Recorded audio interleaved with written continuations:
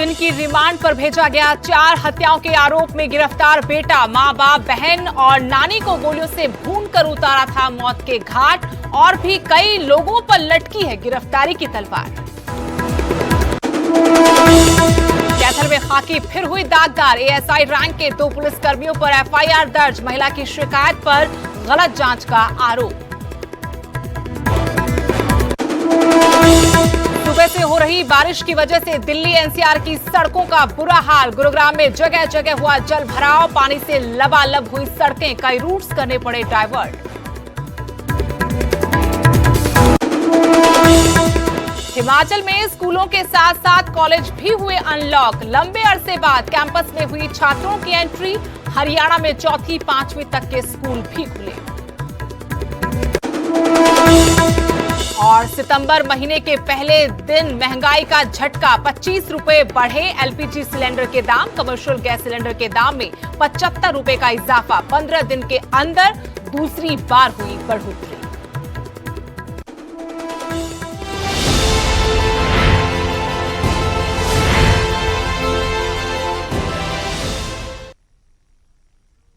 नमस्कार, आपके साथ मैं हूं स्तेश नैन मोर। बुलेटिन की शुरुआत करेंगे बड़ी खबर के साथ। पंजाब के पूर्व डीजीपी सुमेश सैनी से जुड़ी ये बड़ी खबर।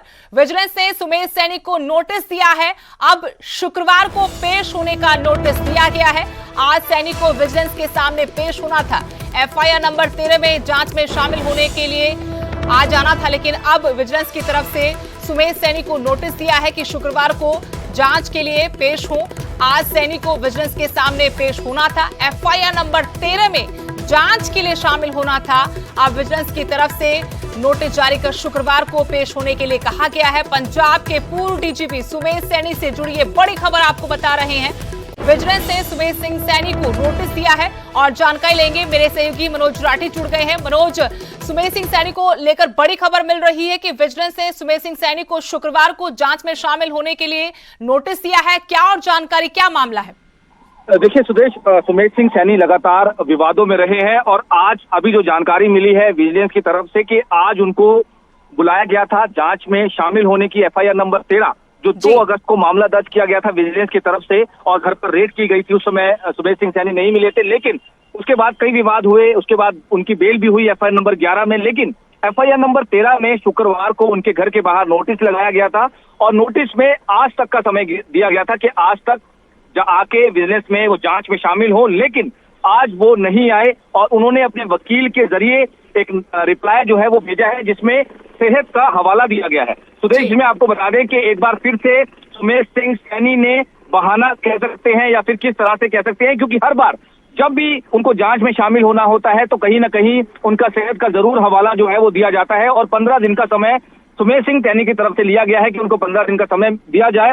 और विजिलेंस के अधिकारी, हालांकि अभी थोड़ी देर पहले ही जो न्यूज 18 को जानकारी मिली है कि उनके जो वकील है विजिलेंस के ऑफिस पहुंचे थे और उन्होंने रिप्लाई में कहा है कि उनको 15 दिन जो है वो दिए जाएं, जिसको लेकर अभी विजिलेंस के जो अधिकारी हैं वो विचार विमर्श कर रहे हैं कि उनको 15 दिन का समय दिया जाएगा या कितने दिन का समय दिया जाएगा, लेकिन कहीं ना कहीं एफआईआर नंबर 13 में उनको जांच में शामिल होना पड़ेगा, ये बहुत साफ है। तो अब इसमें सारी जो है वो चल रही है। इससे पहले जो सीसीटीवी भी सामने आई है, जो 18 अगस्त को उनको गिरफ्तार किया गया, किस तरीके की चीजें रही, किस तरह से गिरफ्तार किया, अंदर की बैरक की तस्वीरें आई और आज एक फिर से दोबारा से जो आज की डेट थी वो भी खत्म हो गई, लेकिन सुमेश सिंह सैनी जांच में शामिल नहीं हुए और सेहत का हवाला दिया गया। सुदेश, शुक्रिया मनोज। तो एक बार फिर से सेहत का हवाला देते हुए सुमेश सिंह सैनी की तरफ से कहा गया कि वो अभी जांच में शामिल नहीं हो सकते। एफआईआर नंबर 13 जिसमें जांच में शामिल होना था, लेकिन कहा गया कि सेहत ठीक नहीं है उनके वकीलों की तरफ से।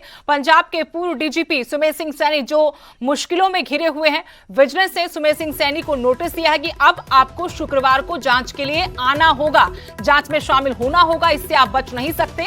हालांकि उनकी तरफ से एक बार फिर से यही हवाला दिया गया कि सेहत ठीक नहीं है, 15 दिन की रियायत मांगी है, लेकिन विजिलेंस ने अभी उनको नोटिस दिया है कि शुक्रवार को आप एफआईआर नंबर 13 में जांच के लिए पहुंचे। अब देखना यह होगा कि क्या सुमेश सिंह सैनी शुक्रवार को जांच के लिए विजिलेंस दफ्तर पहुंचेंगे।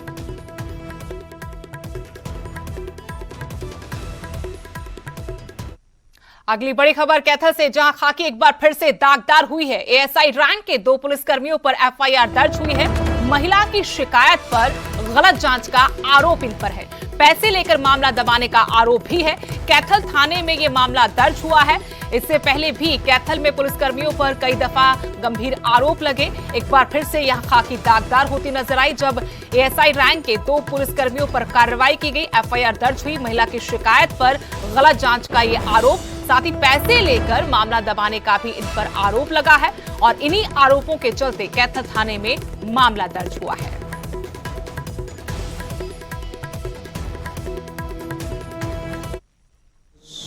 पुलिस ने नहीं करी, जिसमें 2 कर्मचारियों का दोष पाया गया था। उनके खिलाफ हमने 166 ए आईपीसी 120 बी आईपीसी के तहत अभियोग अंकित किया है। किस व्यक्ति के खिलाफ शिकायत दी गई? सुशील कुमार नाम का कोई व्यक्ति था, उसके अगेंस्ट उस महिला ने। चलिए पूरा मामला समझने की कोशिश करते हैं, अपडेट लेंगे, जानकारी लेंगे। कैथल से मेरे सहयोगी हैं वीरेंद्र पुरी, जो फोन लाइन से जुड़ गए हैं। वीरेंद्र, सबसे पहले तो ये पूरा मामला समझना चाहते हैं, कब की शिकायत थी और क्या आरोप है इन दोनों पुलिसकर्मियों पर? देखिए सुदेश, 27 तारीख को एक शिकायत दी गई थी एक महिला के द्वारा, जिसमें पुलिस कर्मियों के द्वारा किसी प्रकार की कोई ना तो एफआईआर की गई और ना ही कोई जांच आगे बढ़ाई गई।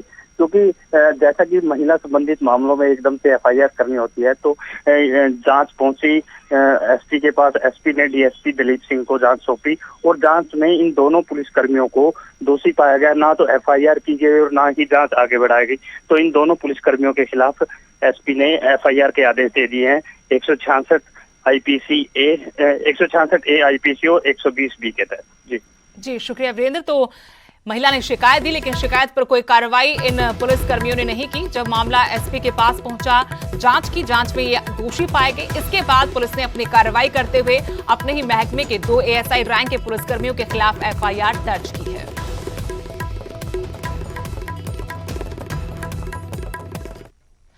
रोहतक पुलिस ने 4 हत्याओं की गुत्थी को सुलझा लिया है। पुलिस जांच में जो दिल दहलाने वाला खुलासा हुआ है, उसे सुनकर आपके भी रोंगटे खड़े हो जाएंगे। 20 साल के बेटे ने ही अपने माँ बाप, बहन और नानी की हत्या की थी। आरोपी अभिषेक उर्फ मोनू को पुलिस ने गिरफ्तार कर लिया है। पुलिस पूछताछ में आरोपी बेटे ने हत्याकांड का राज उगल दिया था। वारदात को अंजाम देने की वजह अभी साफ तो नहीं हो पाई है, कई पहलू इसमें है। हालांकि अभी अभिषेक 5 दिन के पुलिस रिमांड पर है, उससे पूछताछ की जाएगी, जिसके बाद ही हत्या की असल वजह सामने आ पाएगी। आपको बता दें कि 27 अगस्त को दोपहर को विजयनगर के रहने वाले प्रदीप मलिक और उसकी पत्नी, बेटी और सास पर घर में घुसकर गोलियों से हमला किया गया था।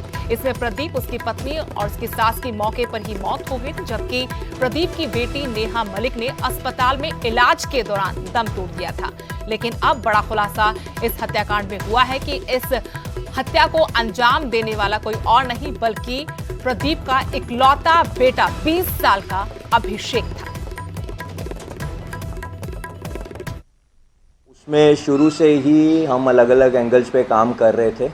तो कल हमने शाम को जो मृतक थे उनके बेटे अभिमन्यु की कल अरेस्ट डाली है, अभिषेक की कल अरेस्ट डाली है और वेपन जो प्रयोग किया गया है उसकी रिकवरी करेंगे, सीन ऑफ क्राइम को रिकंस्ट्रक्ट करेंगे और जो ये मर्डर की इंटेंशन थी उसको जानने की कोशिश करेंगे कि किस वजह से इस अपराध को अंजाम दिया गया है।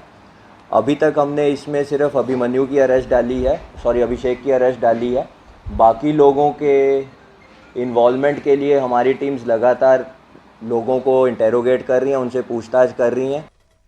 उधर दिल्ली में चल रहे किसान आंदोलन की तर्ज पर अब हिमाचल में भी एक बड़े आंदोलन की तैयारी की जा रही है। किसान और बागवान संगठनों ने अब सरकार से आर पार की लड़ाई का ऐलान कर दिया है और 13 सितंबर से इसका आगाज होगा।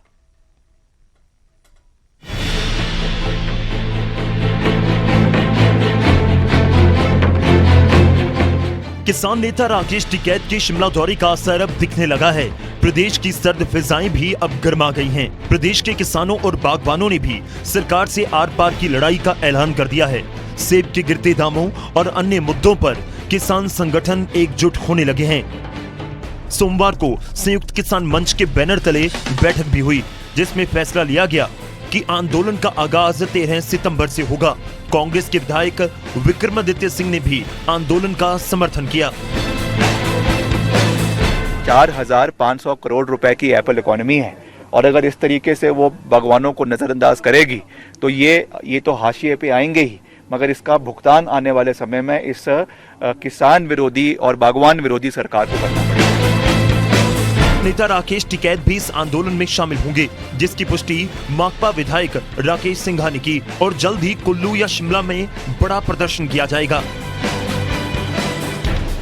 देखिए, किसान एक मंच पर आए, जितने भी जत्थेबंदियां हैं, जितने भी संगठन हैं, एक फ्रंट बनाए, मोर्चा बनाए, उसकी प्रक्रिया चल रही है और मैं समझता हूं उसमें सफलता होगी। हालांकि मुख्यमंत्री जयराम ठाकुर का कहना है कि सरकार सेब के गिरते दामों पर चिंतित है और क्या किया जा सकता है इस पर मंथन किया जा रहा है। साथ ही उन्होंने कांग्रेस को भी घेरा और कहा कि कांग्रेस सरकार के वक्त भी दाम इसी तरह गिरे थे। देखिए, एक बात को हमको मानना पड़ेगा, सेब के दाम कम हुए ये चिंता का विषय निश्चित रूप से है, इसमें दो राय नहीं है। और ये भी बात उन लोगों को भी समझना चाहिए कि कांग्रेस की गवर्नमेंट में भी सेब के दाम हमेशा जो है वो ऊंचे रहे हैं, ऐसी स्थिति वह तब भी नहीं रही है। दाम कम आए ये चिंता का विषय है। मांग है कि सेब खरीदने वाली कंपनियों और मंडियों में किसानों के शोषण पर रोक लगे। कश्मीर की तर्ज पर प्रदेश में मंडी मध्यस्थता योजना पूर्ण रूप से लागू हो। MIS के तहत A, B और C ग्रेड के सेब 60, 44 और 24 रुपए प्रति किलो समर्थन मूल्य पर खरीदे जाएं। विपणन मंडियों में APMC कानून सख्ती से लागू किया जाए। किसानों की बकाया राशि का फौरन भुगतान किया जाए। भुगतान नहीं करने वाले आढ़ती के खिलाफ कार्रवाई की जाए। पैकेजिंग में इस्तेमाल किए जा रहे कार्टन और ट्रे की कीमतों में की गई बढ़ोतरी वापस ली जाए। प्राकृतिक आपदाओं से हुए नुकसान का सरकार मुआवजा दे। सभी मंडियों में सेब और अन्य फसलें वजन के हिसाब से बेची जाएं। HPMC और हिमफेड द्वारा लिए गए सेब का भुगतान तुरंत किया जाए। खाद, बीज, कीटनाशक, फफूंदीनाशक सहित अन्य वस्तुओं पर सब्सिडी बहाल की जाए। शिमला से रणवीर सिंह, न्यूज़ 18। वहीं पठानकोट मंडी फोरलेन प्रभावितों के समर्थन में कांग्रेस पार्टी ने नूरपुर SDM को CM के नाम ज्ञापन सौंपा। पूर्व सांसद चंद्र कुमार और जिला कांगड़ा कांग्रेस अध्यक्ष अजय महाजन की अगुवाई में एक ज्ञापन सौंपा गया। इस दौरान कांग्रेस नेताओं ने बीजेपी सरकार पर जमकर भड़ास निकाली। पूर्व सांसद चंद्र कुमार ने कहा कि सरकार को जमीन अधिग्रहण के बदले 5 गुना ज्यादा मुआवजा देना होगा। वहीं पूर्व विधायक अजय महाजन ने कहा कि लोगों के हक के लिए कांग्रेस का संघर्ष जारी रहेगा। ये सरकार को आज हम चेतावनी देना चाहते हैं, दे भी दी है कि लोगों को हक उनको मिलना चाहिए। आगे मैं ये कहना चाहता हूँ कि चिंगारी नूरपुर में लगी है और ये कहीं पूरे डिस्ट्रिक्ट में ना आग फैल जाए, क्योंकि पूरे डिस्ट्रिक्ट में मैं डिस्ट्रिक्ट कांग्रेस प्रेसिडेंट के नाते कहना चाहता हूँ, आप ज्वाली, शाहपुर, आप कांगड़ा, आप ज्वालामुखी, जहाँ से ये जा रही है नेशनल हाईवे मनाली मंडी तक, हर जगह अगर ऐसा धक्का हुआ जो आज नूरपुर से आवाज़ उठी है, ये हर जगह फैलेगी और लोग अपने हक के लिए लड़ाई लड़ेंगे। कोरोना वायरस के चलते 5 महीनों से बंद हिमाचल के कॉलेज आज से एक बार फिर खुल गए हैं। लगभग 150 दिनों बाद कॉलेज में रौनक लौट आई है। हालांकि ज्यादा संख्या में छात्र नहीं पहुंचे, लेकिन एक कमरे में 50% क्षमता के साथ छात्रों की पढ़ाई होगी। वहीं दूसरी तरफ कॉलेज खुलने से छात्रों ने भी राहत की सांस ली है। इससे पहले कॉलेज में एडमिशन हो चुके थे। आपको बता दें कि मार्च में कुछ वक्त के लिए कॉलेज खुलने के बाद नियमित कक्षाएं लगी थी, लेकिन बाद में कोरोना का संक्रमण जब बढ़ा तो सरकार ने अप्रैल से कॉलेजों को बंद कर दिया था। 5 माह के बाद कॉलेज खुले हैं, किस तरह देखते हैं, क्या कहेंगे?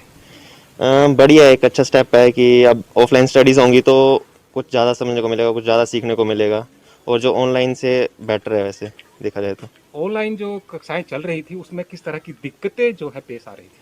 उसमें मेन तो ये होता है नेटवर्क प्रॉब्लम छोड़ जाता है, मेन नेटवर्क का होता है। नेटवर्क छोड़ जाए तो फिर आपका कॉन्सेप्ट छूट जाता है बीच में और फिर काफ़ी दिक्कत आती है पीछे से कैच करने के लिए। टीचर से तो आप पूछ सकते हो, पर फिर वो भी दिक्कत वाला काम रहता है कि बीच में ब्रेक हो जाए तो फिर वो कॉन्सेप्ट समझ नहीं आता है एक तरफ से। जी, आज से कॉलेज खुल गए हैं, सभी क्लासेस के लिए खुल गए। जैसा ऊपर से डायरेक्शन है कि क्लासरूम में 50% ही स्ट्रेंथ रखी जाएगी, तो हमने अभी एक माइक्रो प्लान बनाया है जिसमें हमने बच्चों को 2 ग्रुप्स में डिवाइड कर दिया है कि 50% बच्चे जो है किसी भी सेक्शन के वो पहले 3 दिन आएंगे और बाकी के 50% लास्ट के 3 दिन आएंगे। यहां रुकेंगे छोटे से ब्रेक के लिए।